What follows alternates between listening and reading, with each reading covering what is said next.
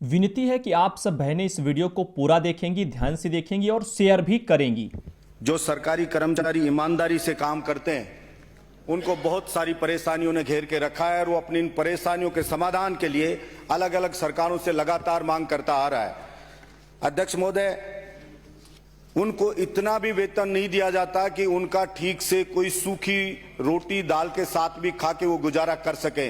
न्यूनतम जो वेतन है वो भी नहीं दिया जाता। प्रत्येक सरकार जब आती है, जब कहती है कि जो संविदा कर्मी है उनको हम नियमित करेंगे, लेकिन उनको नियमित नहीं किया जाता और वो 20-20 साल से अध्यक्ष महोदय काम कर रहे हैं, इस आस में काम कर रहे हैं कि साहब हमें कभी न कभी सरकारी नौकरी मिलेगी। और उनको वेतन ऐसा दिया जाता है, कोई भी अगर सुने तो किसी भी आदमी को आश्चर्य और हंसी आए कि उनको नौकरी दी जा रही है या उनके साथ मजाक किया जा रहा है। अध्यक्ष महोदय, एक जो कर्मचारी कुक और हेल्पर होता है उसको 1320 रुपए महीने के दिए जाते हैं। सफाई कर्मी जो होता है अध्यक्ष महोदय उसको मात्र 250 रुपए महीने के दिए जाते हैं। कल्पना कर सकते हैं हमें 250 रुपए महीने में पूरे महीने कोई आदमी काम कैसे कर सकता है, कैसे उसके परिवार का गुजारा होगा। आंगनबाड़ी कार्यकर्ता है उसको 7500 रुपए दिए जाते हैं, मिनी आंगनबाड़ी कार्यकर्ता को 5750 दिए जाते हैं, आंगनबाड़ी सहायिका को 4250 दिए जाते हैं और आशा सहयोगिनी है उसको मात्र 2700 रुपए दिए जाते हैं महीने के। उसमें वो कैसे अपना परिवार चलाए? 20-20 साल से वो काम कर रहे हैं। ऐसे ही एनआरएचएम में काम कर रहे हैं। अध्यक्ष महोदय, थोड़ा संरक्षण चाहूंगा, महत्वपूर्ण विषय इसमें महत्वपूर्ण पर्ची पे जितना इसको पे उतने बोले। ऐसे अध्यक्ष होते हैं। मैं खत्म कर रहा हूं अध्यक्ष। राजस्थान का वीडियो अध्यक्ष महोदय, इसी तरह से मैं ये सब कर्मचारी लगातार मांग करते आ रहे हैं, पिछली सरकार से भी वर्तमान सरकार से भी सबसे मांग करते आ रहे हैं कि या तो हमें परमानेंट करो और परमानेंट करो या हमारा वेतन ठीक करो। मैं सरकार से कहना चाहता हूं या तो इनको परमानेंट करे और नहीं कर सकती कोई सरकार तो इनको धोखे में क्यों रखे। 20-20 25-25 साल हो गए ना वो दूसरी नौकरी कर पाएंगे, ओवर एज हो जाएंगे, ना इसमें घर चल रहा है, तो ये तो उनके साथ छल कपट होगा एक तरह से। जैसे गांव में लूटा जाता है ना, और भूत प्रेत निकाल दूंगा, तेरे को पैसे वाला निकाल दूंगा, धनगढ़ा निकाल दूंगा, ये तो वही काम अगर सरकारें करेंगी तो फिर आदमी कहां जाएगा? ऐसे अध्यक्ष ये हिंदुस्तान के इनके साथ जरूरी मुद्दों पर कभी भी बातें नहीं है। ये कोई दुश्मन हमारे नहीं है, ये कोई गलत काम नहीं कर रहे हैं। अगर सरकार ने, किसी भी सरकार ने झूठी वाहवाही लेने के लिए, ये दिखाने के लिए हमने इतने लोगों को रोजगार दे दिया, ये बताने के लिए धोखा करिए, भर्ती ना करे और भर्ती करते जो मुद्दे होते हैं उनको बोलते हैं समाप्त करिए।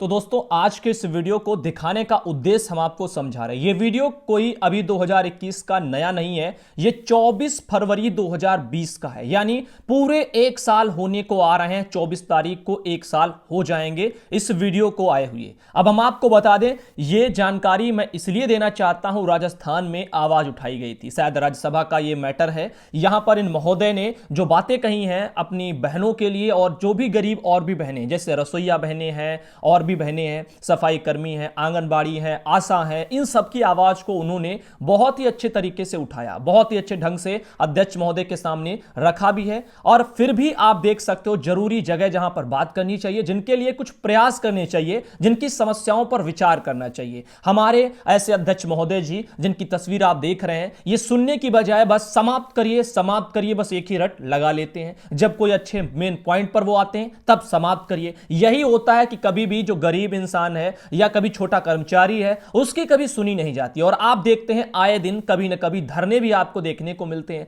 अगर इन छोटे कर्मचारियों की, छोटे लोगों की मांगों पर थोड़ा भी विचार किया जाए तो ना कभी जमीन पर धरने हो, ना आम जनता उनसे प्रभावित हो। आप देखते हैं कभी चक्का जाम होता है, कभी ये होता है, कभी वो होता है। इस सब का कारण यह होता है कि उनके साथ, कर्मचारियों के साथ गलत हो रहा है। वो अपने जो ऊपर शोषण हो रहा है उसके खिलाफ वो लड़ रहे हैं, आवाज उठा रहे हैं। अब कुछ ऐसे भाई भी हैं जो आप देखिए सभा में ऐसे बोलते भी हैं, लेकिन फिर भी उनकी भी नहीं सुनी जाती। अब क्यों नहीं सुनी जाती? अब आप सोचिए, अगर इनकी सुनी गई होती तो फिर राजस्थान में आंगनबाड़ी बहनें आज नियमित हो चुकी होती। पिछली सरकार ने चुनाव के आते समय बोला हम आपको नियमित कर देंगे, नियमितीकरण आपका कर देंगे, कमेटी बनाई, लेकिन क्या हुआ? कुछ भी नहीं हुआ। लास्ट में फिर उठा करके, जैसे चाय में मक्खी पड़ जाती है निकाल के फेंक दो, वैसे ही आंगनबाड़ी बहनों सबको फेंक दिया गया, कुछ भी नहीं सुना गया। अब यहां पर जब आवाज उठाई जाए तब भी महोदय कहते हैं बंद करिए, समाप्त करिए। और मुद्दे कैसे चलते हैं वो आप सब भली भांति जानते हो। जनता के लिए क्या होता है, क्या नहीं होता है, कोई सुनवाई नहीं, कोई कुछ भी नहीं, न मानदेय बढ़ने पर विचार। अब आप सोचिए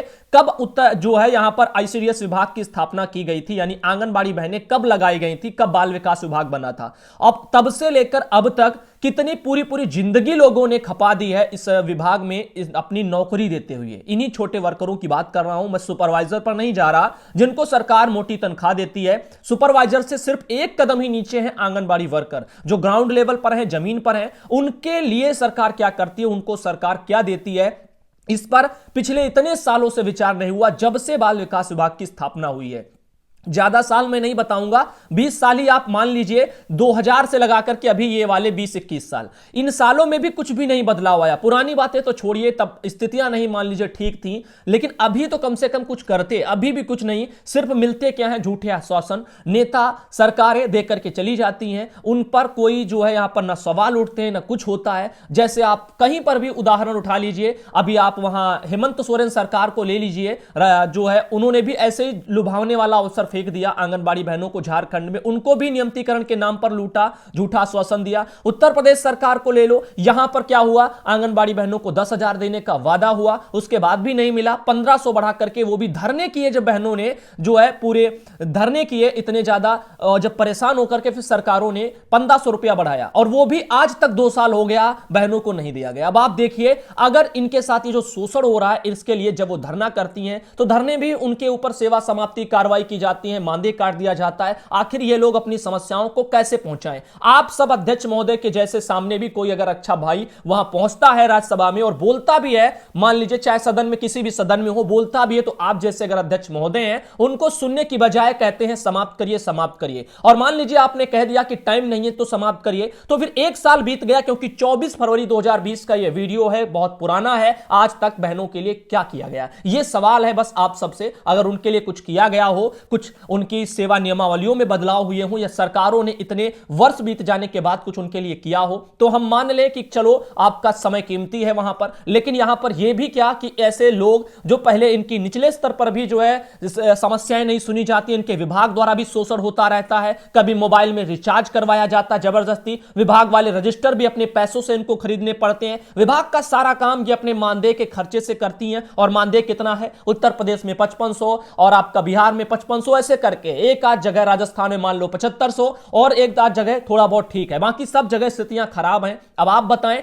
जिनको मानदेय भी ना मिले 2021 में, ये 4000-5000 में कैसे जीवन यापन करें? और उसी 4-5 पर सरकारों की भी, हमारे विभागों की भी जो है निगाहें गिद्ध जैसी रहती हैं। जैसे मोबाइल में रिचार्ज करवा लीजिए, पैसा आपको विभाग से आ जाएगा, पैसा नहीं आता है। रिचार्ज का छोड़िए, अन्य तरह के फीडिंग के पैसे वो भी इनकी जेब से जाते हैं। अन्य अन्य तरह से, कभी एमपीआर का फीडिंग, कभी ये फीडिंग, कभी वो फीडिंग, कभी रजिस्टर खरीदो, कभी किराया भाड़ा लगा करके 15-15 बार हर महीने जो है ब्लॉकों पर बुलाया जाता है, मीटिंग होती है, सब होता है, उसमें भी पैसे। अब आप बताओ, इन 5500 रुपए में ये सब सारे खर्चाएं, जो खर्चे ये कर रही हैं, ये इनसे संभव कैसे है कि इनसे इनका गुजारा हो जाए? अब आप सोचिए इन मुद्दों पर। और फिर भी जब आपके सामने ऐसे कोई भाई अगर सवाल उठाता है, लेकर के आता है इनकी आवाज दबे कुचले कर्मचारियों की, तो आप जैसे अध्यक्ष महोदय सुनते नहीं है, सुनने की बजाय उनको इग्नोर करते हैं, समाप्त करिए रट लगाते हैं। तो फिर ये कहां जाएं और किसको सुनाएं अपनी जो बीती है कहानियां उनको? तो हम बताना ये चाहते हैं, आज का वीडियो ये पुराना है लेकिन मुद्दा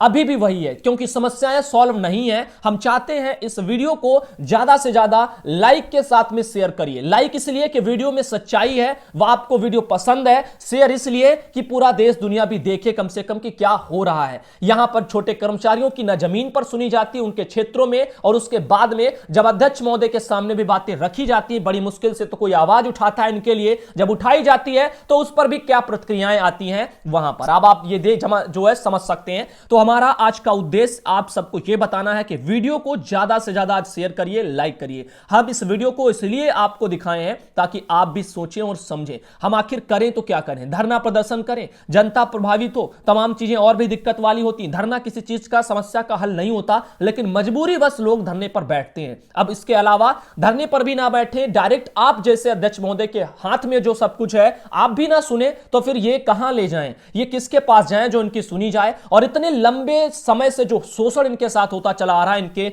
मानदेय डे में इनको नियमित करने को लेकर इनकी पूरी जिंदगी जो खपा दी इस विभाग में और बदले में क्या मिला उस पर। सबसे बड़ा कड़वा उदाहरण उत्तर प्रदेश योगी आदित्यनाथ सरकार का मैं दे रहा हूं।